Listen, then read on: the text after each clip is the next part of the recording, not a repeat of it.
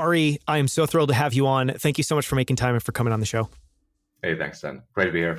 So where I always want to start is if you can give a quick sketch of your background, and kind of the impossible frame for this is, what is the 60-second version of your story? 60-second, 90-second version.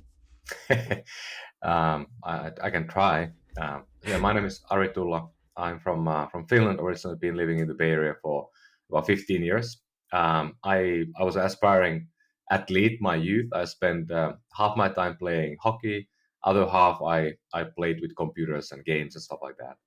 And in the end, I never became a hockey player. I became an entrepreneur. So the latter one won in the end. And I think that's a good thing on hindsight now when thinking about my life backward and then forward. Much nicer to be a ongoing entrepreneur than ex-hockey player. Nothing wrong with them, but often many of them need to reinvent themselves. And I spent the first part of my career in around tech and apps and games, mobile games mainly. And then the last 12 years I've been spending in healthcare. And I was sucked into healthcare because personal reasons, like many people do. I was never a doctor or nurse or scientist, but I wanted to really focus my next 30 years in healthcare because of family history and drama we had. Yeah. I think the people I know that are building the most interesting stuff in healthcare do not have a traditional medicine background, which probably tells you a lot about what they're building and how they're building it. You're the co-founder and CEO of Elo. How do you describe what you're building to either friends, family, people that ask? And, how do you think about what will be different if you're wildly successful in building this company? I think the best way to kind of think about company description is that what can you say that your mom would be proud? We always underestimate the mom proud aspect of the measurement. That should be the key KPI in the end for a lot of things who are building things in the world. Because if your mom is proud about you, nothing else really matters. That's the key KPI, OKR, whatever. So Elo is trying to turn food into medicine. And today, as we know, many of the chronic conditions, a lot of the healthcare costs we have, many of the early deaths we have today in our society are because of lifestyle and nutrition. So we are really trying to make that thing that Hippocrates spoke 2,000 years ago to be real. And, how do you think about, I guess, just let's fast forward 10 years into the future, you've been wildly successful. What is different about the world, or what's different about the way people maybe approach health in their own lives? Yeah, so I think we have this challenge today where we spend almost all the money today in healthcare, almost 4.5 trillion in the US, $4,500 billion on management of chronic conditions and sick care. And you might have seen a documentary with the name, but really the idea that we only help people when they get sick. We spend about 2.6% on preventative care.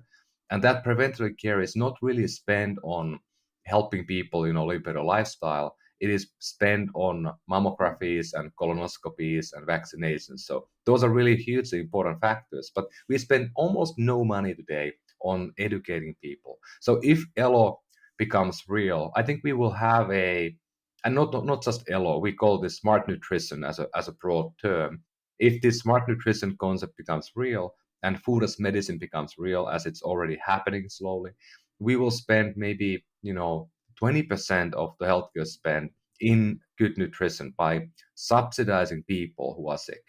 Today we spend it all in medications and medical devices and treatments. But what if we would spend it on nutrition and lifestyle changes and coaching that could actually prevent people getting sick in the first place? I think every dollar spent on the smart nutrition, the lifestyle change will yield back $4 at the back of the envelope on saving cost in healthcare. That's the only way, in my opinion, to lower the cost of healthcare and get better outcomes and make many of us live longer, maybe even 10 years longer or more. Yeah. Well, and hopefully help some of the things that I'm sure are contributing, like obesity, lack of, movement and exercise, just kind of all of the chronic conditions that seem like they cluster around that. You have a fascinating background. Somehow you managed to start out leading the creation of video games and then made a graceful shift into being a serial founder. You're also the CEO of a company called Quest Analytics. One of the questions I wanted to ask you is, as kind of your journey as a founder, and I would include, being the CEO of Quest Analytics, although I imagine it was, it's different being, coming in as a CEO as opposed to being a founder. What are the biggest lessons you've learned, and how do you approach being a founder differently today than you maybe did back with Better Doctor, your first company? Yeah, so I've been talking about this topic a lot, and I help a lot of people who are thinking of becoming founder or who want to become entrepreneurs or build their own thing. And for me, I mean, they always ask me like, how did I leap from I was at Nokia in a big corporation running a small thing in a big puddle. And I always tell people that, I mean, that was not the thing I did. I mean, when I was 19, I ended up working in a startup as first employee. We were building websites in late 90s. That was the first time I saw my peers, people who were like, 21, 20, and 19, who started a company. We knew nothing about anything. I mean, that was the time websites were kind of invented. Nobody had a website. I mean, like companies had no websites, and nobody even knew what the dot is really that time. So anyway, like we were building this company, and I was helping these guys, and I realized that they are no different than me. They were my roommates, so they really were no different than me. And maybe I was smarter than many of them, and it made me realize that it's not up to you don't need to have a pedigree or certain license to run if you want to build a company. You just need to have momentum and will. That's the only thing you need. And later, I spent a decade in big companies building businesses from ground up. And in many ways, that was more difficult to do than to build your own company, because you had to get 15 people to say yes at the same time and turn the key. And any person in a chain of command of 50 people could say no. And I was able to raise money in those environments. And then when I did my first startup, Better Doctor, it actually felt almost easy or easier in a way, because you can go to the VCs and you can tell your story. It's up to you, not up to 15, 20 other people who can say no, that you don't really know that well. You don't need to lobby them politically. You can do your own thing and be your own person. So that to me is the key, that you just need to start, and you just need to be brave, and you just need to put the foot forward every day. But of course, you don't want to be silly. You don't want to, like today we are entering recession. We are entering first time in 15 years in the world and economy and a job market where you might not be able to get a job next day if you want to do it. So don't leap today and with double mortgage, but be a bit sensible. But it's all about just making a decision and then moving the foot forward one after the other. Kind of related to that, one of the things I'm always curious is, and this may be somewhat, hard, maybe there's not something here for you, but, when you think back to kind of your experience at Better Doctor as a founder, and what I'm really kind of thinking of there is like your decision of what to prioritize, what was most important, where you should be investing your time, energy, and effort. As you kind of think about that, knowing it's a completely different company, but maybe comparing that to Elo, what are the biggest deltas? Meaning, where are you spending less time today and more time today? Kind of how have you recalibrated, and how are you approaching your role as a founder differently, just through the gift of time and experience? Yeah, and I think your point about mentioning about the fact that I spent almost 2 years as a CEO of a bigger company, and earlier being kind of this sort of a certain mid-management level person in the big companies where you kind of run your own thing with your own P&L. So I had that kind of that business sense, but at Better Doctor, it was more about how do I learn a new industry. I came from the tech. I really didn't know a lot about the ins and outs of the healthcare system. I didn't know how to make money in that type of company. And I'm from Finland. I lived in Europe most of my life, so I wasn't accustomed to the U.S. healthcare system as a kid. I just had been a user of it, super user of it. So for me, I think that was really difficult in the beginning. Like, how do I become credible person to talk about a topic like healthcare that I really knew not much about on a fundamental level? And now I think the same applied now in the Elo, because now I'm moving from the healthcare again to another realm that is nutrition and wellness in a way. I didn't know a whole lot about it. on a fundamental level. Now I need to read. I have 20, 30 books on myself that I read in the last 2 years that are about the human biology. Like, how do I understand how the human body works? I mean, I'm talking to scientists, I'm talking to doctors on a daily basis. I can't do that if I don't understand enough. So that was, I think, the in both cases. And every time you move from one industry to another, you really have to learn the lingo. You have to be credible, and you can't just invent as you go. That's been, I think, the one of the biggest areas of time consumption I have. But really, building a company, if you think about, like, you build a company in space of finding doctors, or building enterprise tools to healthcare systems, or you build a tool for people to have better nutrition. I mean, in the end, the business is so similar. And in my case, what's kind of unique is that at Nokia, when we were building, the first smartphones, or we were building the first games on this device we called mobile computers back in this, before iPhone and Android. My counterpart that I met for lunch almost daily, and we talked about business weekly, was Tapio Tolvanen, my current co-founder for Better Doctor, my co-pilot at Quest, and my co-founder at Elo as well. So I've been with this one person for 15 years, and he is the person who knows tech, who is one of the best developers still today I ever met in my life, who was a chief architect at Nokia, building new smartphone platform and operating system from ground up.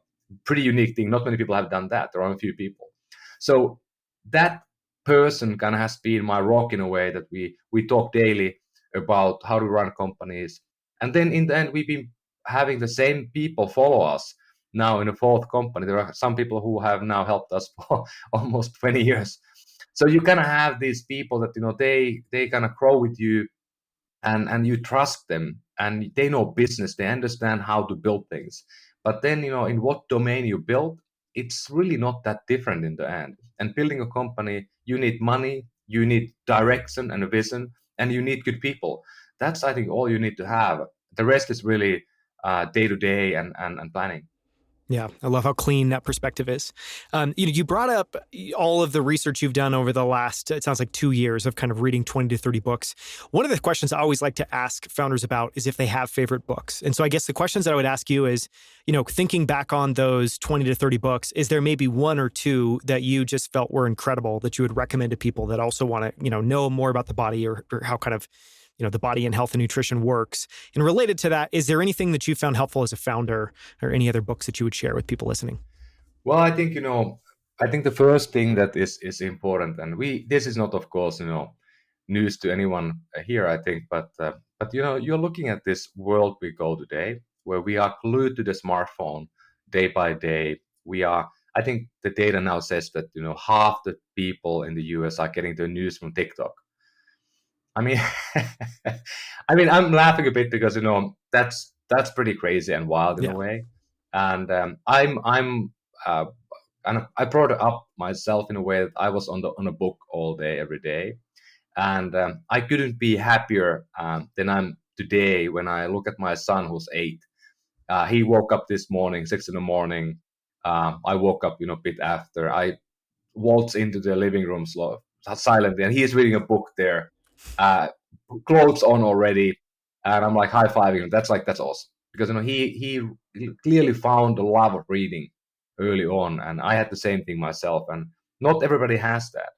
And with love of reading, you build a certain type of brain, a brain that is able to suck information, learn, think about things independently. With the TikTok, I don't think you're gonna get that. So for me, it's key about, like, what do I do all day long, every day? I try to find some time in my day to read and get better.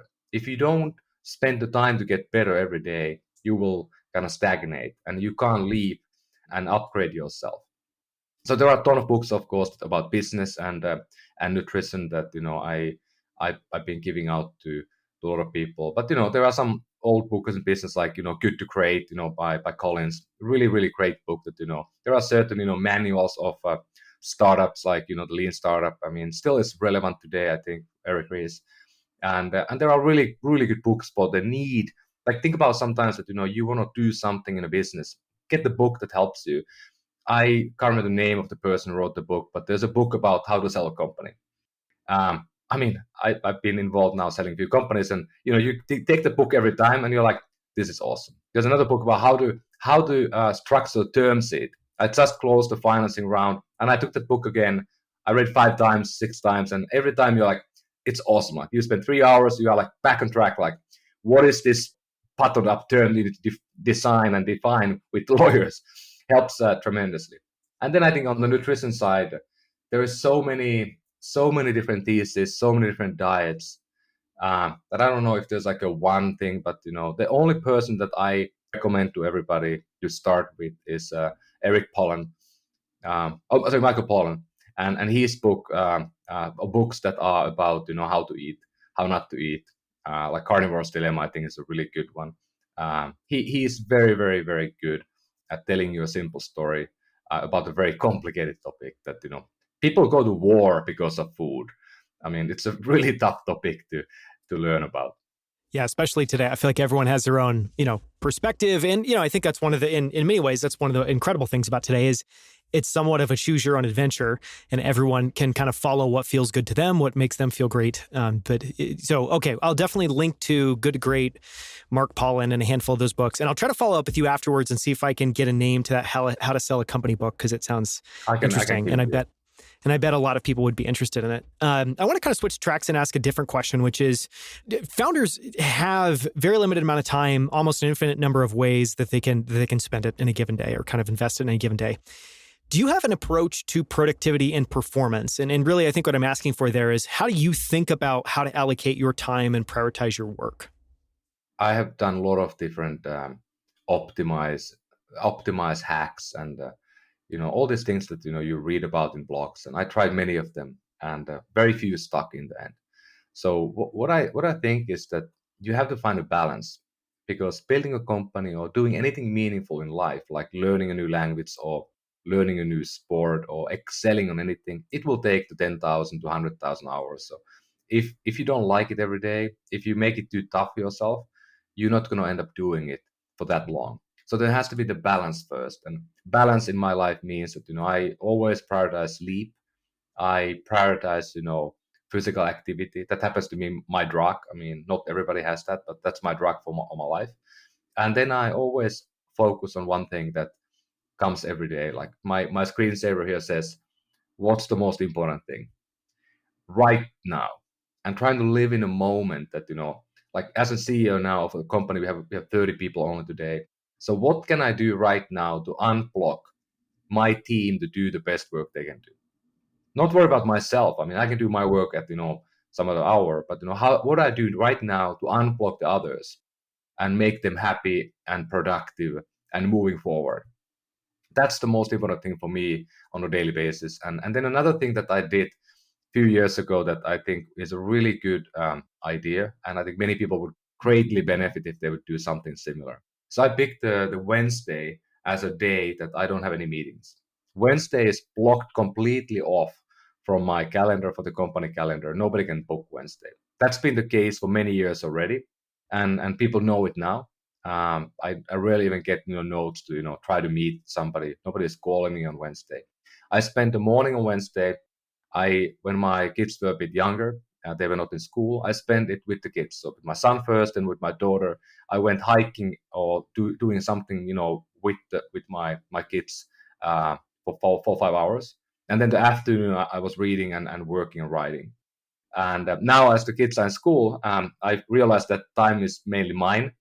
So today I go surfing or long bike rides or do something like that, and that's when you get the best ideas. That's when you become most productive, and it breaks the week nicely. I do work on Sunday, on most Sundays, half a day. I rarely work on Saturdays, but I work a lot of hours. But that one day has been a really, really great hack that has kept me sane, at least on some level. Yeah. Related to that, do you have any practices around reflection? And I think, what I'm kind of asking there is there's clearly the kind of always on act of what you're doing, of saying, what's the most important use of my time right now? And then, this act of kind of making sure that there's a day a week where you have some breathing space to be able to learn, to be able to spend this in other areas, feels like related to that. And something I just think is very under-discussed generally is just time for reflection. And, some people just, they don't have an intentional reflection process, but it's something that's always going on in their mind. Do you have anything that you do around reflection? Does that show up in any way in your life or work? Yeah, it's one of those things again that I don't know why, but maybe it's just my type of brain. But I've been trying to for some meditate for I don't know 15, 20 years, and I never really gotten into a meditation practice that sticks with me. And then we were working with one guru who's this pretty well-known guru in India who moved to Bay Area, and he became a friend, and he was telling me that you don't need to have a meditation practice as somebody defined it to be. You can have your own practice. And then he taught me to realize that I have had a meditation practice for 30 years every night when I go to sleep. So every night I go to sleep, I'm actually rock climbing or bouldering, the last problem I had. And that's the way I fall asleep every night for 30 years. And he explained to me that that is exactly what meditation is about. But I never really realized it. And then I've been kind of being happy about the fact that I don't need to sit in the morning 25 minutes in silence because I have the kids and everything. It's like bombardment. And if you live in the West Coast, you have the last time zone, so the morning is the busiest time. So that finding was really key for me. Reflection, same thing. I think my wife, she's journaling every night. I've been trying to do that for a long time. It never stuck with me. And again, I found my own practice that is a bit different. I don't do it every day. I do it on a weekly basis. I clean up stuff on Sundays. And it's just a better way for me to do it. But I think the point here is that you can read a blog post, you can read about people that you kind of admire, you look up to, and they might have these systems that they built, but some of them might not be right for you. So pick what fits for your life. And I've been trying too many things that didn't feel right for too long, and I was miserable because I was adding mental burden. It wasn't clearing anything up. So now I try to think about every time I pick a new thing, what else has to go. And I think this is a long story, but the last point on this, my wife, she had a corporate career for a long time, and she became a KonMari consultant in the last few years. And she's helping people to get rid of their stuff and only own the possessions that they love. But you can also kind of think about the KonMari method into your files on a computer or your calendar or on your life, like how much burden you put yourself in. The less you have, the more you are, in a way. Mm-hmm. I love all of those points. I want to, I guess, ask maybe one follow-up question on the guru because it sounds very interesting. Am I kind of getting it right that basically his point was just, I think, getting you to recognize that you actually have a contemplative practice and it's just something that you do kind of very simply in your own mind at night before you go to sleep? Is that the point, is just to try to find the contemplative quiet moment practices in your own life and kind of maybe consider that your own meditation? Am I understanding that right? Well, I think the whole meditation idea is, it's a really big concept. And I think we all who have tried and all who believe in it, I think we all believe firmly that it can be one of the most impactful things in your life. It can really change the way how you behave. Now, I think what we are hearing about is that psychedelics, are likely going to be the big frontier that may help people to get there faster. Again, I don't know if that's a good or bad, but we tend to be very give it to me now society. Yes. And I think the psychedelics might be able to do that really, really well. That's a topic today, and let's not go too deep. But I'm really curious about when that will happen, how it will happen. But for me, it really was about that I had a practice that gave me the same benefit as I would get if I do a 15-minute meditation and try to really block that time every morning, for example. And I mean, how do I behave? What type of person I am? I'm pretty calm and collected in most times. So I already kind of had gotten some of the benefit that I didn't realize. I was thinking I need to add another thing, another layer in my life to get there, and I might have already been there. That makes sense. That's super helpful. Okay, last question. Ask this of every guest. If you could go back in time to your childhood or to the start of your career, is there anything that you tell your younger self that you could carry forward in time? Whether that's advice, a reminder, words of wisdom, anything. Well, somebody asked me this some time ago, and I mean, this was maybe a year ago, and I had been in Finland with my parents' place, and my mom had found a letter that I wrote when I was 18 at the graduating high school type of letter, and it said that open, a year later or something. And now she had opened it like 25 years later, and I read it first time in 25 years, and it basically described what I wanted to be, what I wanted to do, and I was like, wow, I mean, that's pretty smart. I mean, but the funny thing was that I had done all of the things I wanted to do. And I was like 43.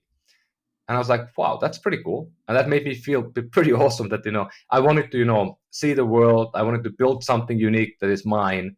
I wanted to find, a family and build a family.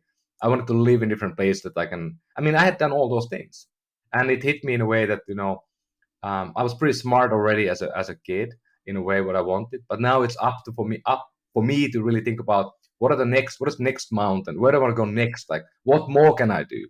And then I think it becomes a lot more about, being patient, not being so hurried up every day, trying to live really long, good life, being healthy, and also giving to people and helping other people to get where I might have gotten, or not just, I'm not looking at this in a way that there's a milestone you have to get to. It's not like amount of money or success or fame or anything, but it's more like getting to a place where you feel content on most days and you are grounded and you can live in a moment. Those are really the key points that, I think are important now that I did not know before. Yeah, I'm guessing those didn't show up on that letter to yourself. I don't think anyone, when they're a teenager, writes those things down on a piece of paper. Well, it's a perfect note to end on. Thank you so much for coming on, Ari. I really appreciate it. Hey, thank you.